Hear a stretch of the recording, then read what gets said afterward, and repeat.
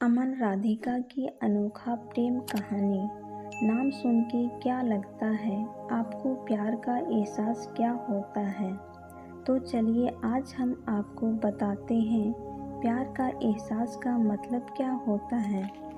ये कहानी एक रईस परिवार की लड़की जिसका नाम राधिका है और दूसरी ओर एक मध्यम परिवार का लड़का जिसका नाम अमन है। दोनों एक दूसरे से बहुत अलग हैं, लेकिन क्या उन्हें एक दूसरे से प्यार हो पाएगा? चलिए जान लीजिए आप खुद ही। राधिका बचपन से एक आलीशान घर, गाड़ी और रहन-सहन में पली बढ़ी है। वही अमन बचपन से अपने परिवार को संघर्ष करते देख बड़े होते होते उसे अपनी जिम्मेदारी का एहसास होने लगा। ज़्यादा पैसा होने के कारण से वो पढ़ लिख ना सका।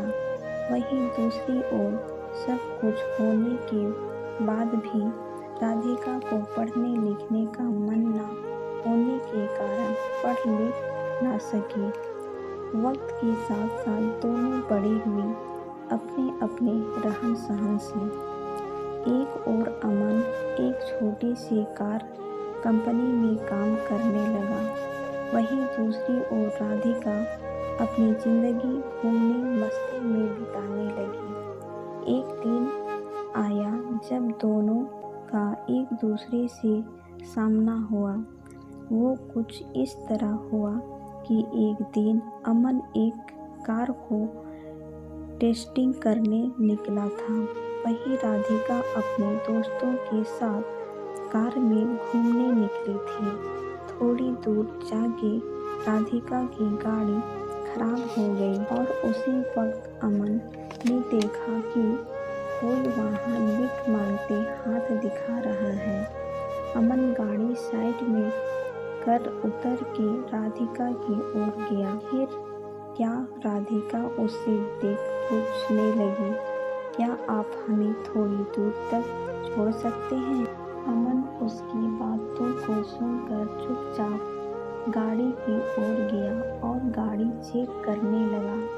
ये देख राधिका को अच्छा नहीं लगा कि वो किसी से पूछ रही है और अमन जवाब नहीं दे रहा। अमन कुछ देर बाद बिना किसी से कुछ कहे चले जाता है। ये देख राधिका को कुछ समझ नहीं आया। तभी पीछे से आवाज आते हुए, राधिका गाड़ी चालू हो गई, अंदर आ जा। ये सुन राधिका उससे शुक्रिया करने जाती, तब तक अमन निकल चुका था। राधिका फिर गाड़ी में बैठ चली गई। एक दिन आया जब राधिका का जन्मदिन था।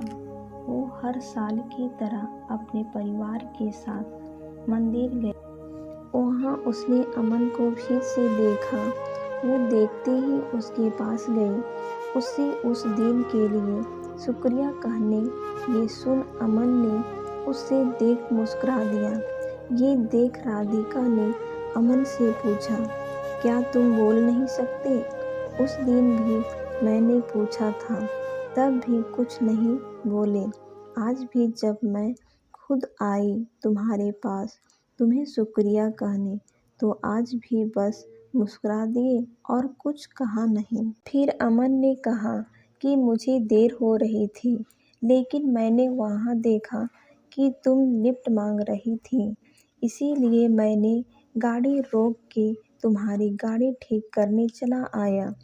फिर दोनों के बीच बातें चलने लगी। फिर अमन को देर हो रही थी, तो अमन ने कहा कि अब मुझे जाना होगा, मुझे ऑफिस के लिए लेट हो रहा है। जाते जाते अमन ने उससे दोस्ती की हाथ बढ़ाया, कहा कि क्या हम दोस्त बन सकते हैं? ये सुन राधिका ने कहा, मुझसे दोस्ती? मैं हर किसी से दोस्ती नहीं करती। ये सुन अमन हंसते हुए कहा, चलो ठीक है, कोई नहीं, वक्त बताएगा कि दोस्ती करते हो या नहीं। आप ये बोल के वो चल दिया और वहाँ राधिका भी अपने घर की ओर निकल पड़ी। कुछ दिनों बाद राधिका और अमन एक मॉल में मिलते हैं। अमन देखा, राधिका से पूछा, तुम यहाँ कैसे? राधिका देखते हुए, बस यूं ही घूमने के लिए आई हूँ। तुम्हारा आज ऑफिस नहीं है जो तुम यहाँ आए हुए हो? अमन ने कहा, आज काम खत्म हो गया था तो सोचा थोड़ा घूम लूं। फिर दोनों एक कैफे में गए और बातें करने लगे।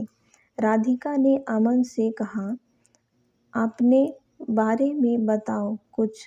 अमन हंसते हुए कहने लगा, मैं क्या बताऊं अपने बारे में? मेरा तो बस एक सादा जिंदगी है, जहाँ रोज सुबह ऑफिस जाता हूँ और शाम को घर जाके घर का कुछ काम कर लेता हूँ। बस फिर खा के सो जाना, फिर वही सुबह फिर से। फिर अमन ने पूछा, आप क्या करते हो? ये सुन राधिका हंसने लगी और कहा, मुझे कुछ करने की ज़रूरत नहीं पड़ती, सब बिना कुछ किए ही मिल जाता है, तो क्यों करूँगी मैं कुछ? फिर अमन ने कहा, अच्छा है, फिर तो हम बहुत अलग हुए। ये सुन राधिका ने कहा, हाँ अलग तो हूँ, फिर भी तुम्हारे साथ बैठी हूँ यहाँ। फिर अमन ने कहा, बैठी हूँ मतलब हम अलग हैं तो सिर्फ रहन सहन से, बाकी हम दोनों एक ही हैं। अगर तुम दिल से किसी के बारे में सोचोगे तो तुम्हें कोई अलग नज़र नहीं आएगा। ये सुन राधिका ने कहा, ये दिल कुछ नहीं होता है। अमन सुनकर मुस्कुराने लगा और कहा, ठीक है, जैसा तुम बोलो। फिर हर कुछ दिनों में दोनों मिलते रहते, बातें करते और अपने घर चले जाते। धीरे धीरे दोनों में बातें बढ़ने लगी और दोनों रोज मिलने लगे। अमन ऑफिस से निकल के मॉल चले जाता है और वहाँ राधिका उसका इंतज़ार करती है। फिर एक दिन राधिका ने कहा कि मुझे एक पूरा दिन तुम्हारे साथ रहना है, देखना है कि तुम क्या करते हो तुम पूरा दिन। फिर एक दिन अमन का छुट्टी था ऑफिस में, तो उससे राधिका को मिलने के लिए बुला लिया। फिर अमन हमेशा की तरह पहले मंदिर गया, फिर वहाँ से आने के बाद मैदान गया जहाँ छोटे छोटे बच्चे खेल रहे थे। वहाँ अमन उनके साथ खेलने लगा। फिर कुछ देर बाद अमन वहाँ से आश्रम गया जहाँ वो हमेशा लोगों को खाना खिलाता, उनका कुछ देख रेख करता, फिर चले आता।